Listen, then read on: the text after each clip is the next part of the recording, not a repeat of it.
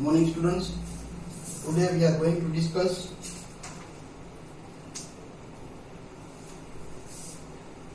about manganese.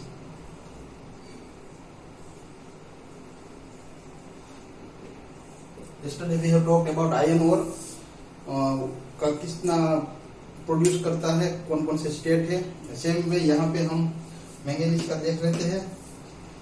Third rank आता है उनका, ये आपको याद रखना है. Ranks third in world in production. Okay, ये इंपॉर्टेंट है, ये आपको याद रख लेना है. इसमें से क्वेश्चन हो सकता है आपका. ओके, उसके यूजेस अगर देखने जाए हम, it is the most important mineral for making iron and steel. Iron और स्टील बनाने में मैंगनीज का बहुत बड़ा रोल होता है, ये दोनों चीजें बनाने में. ओके, 1 टन के हिसाब से आप देखने जाओगे तो near about 9 kilogram manganese use होता है. ओके, ये आपको एक समझने के लिए और याद रखने के लिए कि 1 टन मतलब 1000 किलोग्राम. 1000 किलोग्राम अगर आपको स्टील बनाना है तो आपको 9 किलोग्राम मैंगनीज चाहिए उसको बनाने में. आगे हम देखेंगे किस तरह से उसका यूज होता है. Okay, second one, bleaching powder, insecticides, dry batteries, China clay, ये सब चीजों में मैन्युफैक्चरिंग करने में इसका यूज होता है. ओके, एज एन एलॉय ये बहुत अच्छा काम करता है, जो स्टील को स्ट्रेंथ प्रोवाइड करता है और उसकी जो ब्रिटलनेस होती है, ओके, जैसे मैंने गोल्ड का आपको बताया था, वो डिक्रीज कर देता है. जब manganese as an alloy mix होता है स्टील के साथ तो उसकी स्ट्रेंथ बढ़ा देता है और जो ब्रिटलनेस होता है उसको डिक्रीज कर देता है. ओके, नाउ मैंगनीज का हमने पर टन स्टील का मैन्युफैक्चरिंग देखा था 6 to 9 किलोग्राम नियर अबाउट होता है. यहाँ पे हमने 9 किलोग्राम लिखा है, लेकिन आप 6 to 9, ओके, इस तरह से आप याद रख सकते हैं. अभी उसमें 30% refinement of iron ore. Iron ore को रिफाइन करने में 30% मैंगनीज यूज होता है और 70% एलॉय बनाने में, फाइनल स्टील जो प्रोडक्शन होता है, फाइनल स्टील प्रोडक्शन, उसको बनाने में 70% यूज होता है. ओके, फिर स्टील को स्ट्रॉन्ग बनाता है, इम्प्यूरिटीज को रिमूव करता है. ओके, रस्टिंग नहीं होने देता है. रस्टिंग का जो इम्यून होता है उसको बढ़ाने की मतलब ये मैंगनीज है वो बहुत हेल्पफुल होता है. Okay, another important use of manganese is creating an alloy with aluminium. Aluminium के साथ भी उनका एलॉय होता है.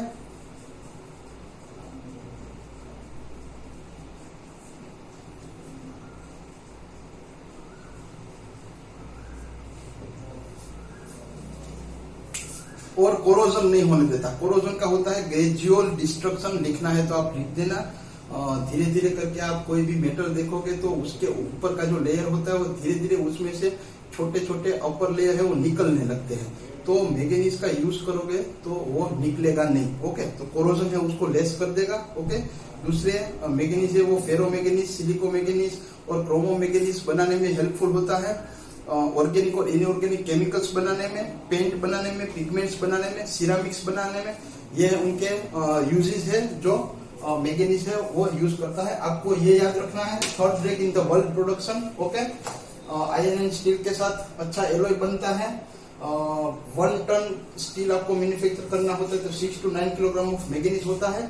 फिर मैंने वो आयरन ओर का आपको दिखाया, वो 30% और 70% जो स्टील बनाने में, फाइनल प्रोडक्शन में, वो आपको याद रख लेना है. एल्यूमिनियम के साथ भी एक अच्छा एलॉय बनता है. ओके, तो ये थे मैंगनीज के यूजेस. अभी देख लेते हैं कहाँ कहाँ पे पाया जाता है ये. ओके, तो ओडिशा है, ये आपको याद रखना है. लीडिंग प्रोड्यूसर हमारे इंडिया की अगर हम बात करते हैं तो it is the leading producer. Okay, फिर कर्नाटका है सेकेंड लार्जेस्ट प्रोड्यूसर. ओके, फिर महाराष्ट्र आ जाता है, मध्य प्रदेश आ जाता है, आंध्र प्रदेश, झारखंड. अदर स्टेट के नाम देखो तो गुजरात, राजस्थान, कर्नाटका, ये सब जगह पे. कर्नाटका का आपको पता है, आगे देखा हमने, सेकंड लार्जेस्ट प्रोड्यूसर है वो. ओके, फिर उसके कौन कौन सी डिस्ट्रिक्ट में पाया जाता है तो उनके सब नाम दिए गए हैं, तो उसमें से दो आप नाम याद रख सकते हो. ओके, आगे जैसे मैंने आपको बताया था वैसे. Okay, 2 to 3 name if you will remember. Okay, कोई एक पैटर्न जैसा बना लेना कि भाई आगे के वर्ड लेके मैंने आपको जैसे बताया था पहले कि स्टार्टिंग के लेटर्स को लेके कोई नाम बन जाता है तो बना लो, उस तरह से वो आपको हेल्पफुल हो सकता है। ओके, अभी हम बॉक्साइट की बात करते हैं।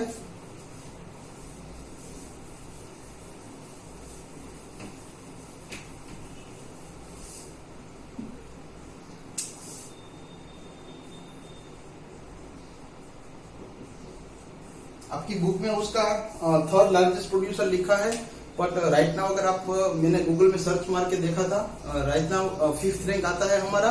19,000 टन पर ईयर उसका प्रोडक्शन है बॉक्साइट का। ये आपको याद रखने के लिए मैंने बताया है। राइट नाउ बुक में लिखा है, आपकी नई बुक होगी उसमें आप देख लेना अगर कोई चेंजेस है तो। लेटेस्ट इंफॉर्मेशन के हिसाब से 5th रैंक आता है बॉक्साइट का। Okay, and 19,000 ton production bauxite का है हमारे भारत देश में। ओके, यूजेस की बात देख लेते हैं।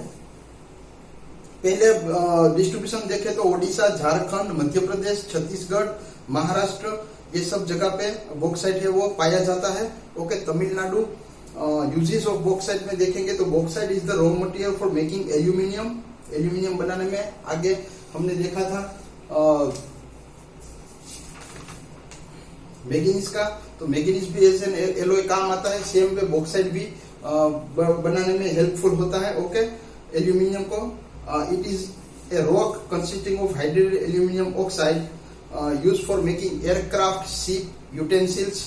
एल्यूमिनियम के यूटेंसिल्स बनते हैं जो हम हमारे घर में यूज करते हैं, शिप बनाने में, एयरक्राफ्ट में। ओके, इलेक्ट्रिकल इंडस्ट्रीज में, क्योंकि बॉक्साइट है वो गुड कंडक्टर ऑफ कंडक्टिविटी है इलेक्ट्रिसिटी, तो उसमें यूज होता है। Okay, headlight, reflector, mirror, telescope, cement, chemicals, soda cans, dish washer, तो ये सब जगह पे इसका यूज होता है बॉक्साइट का।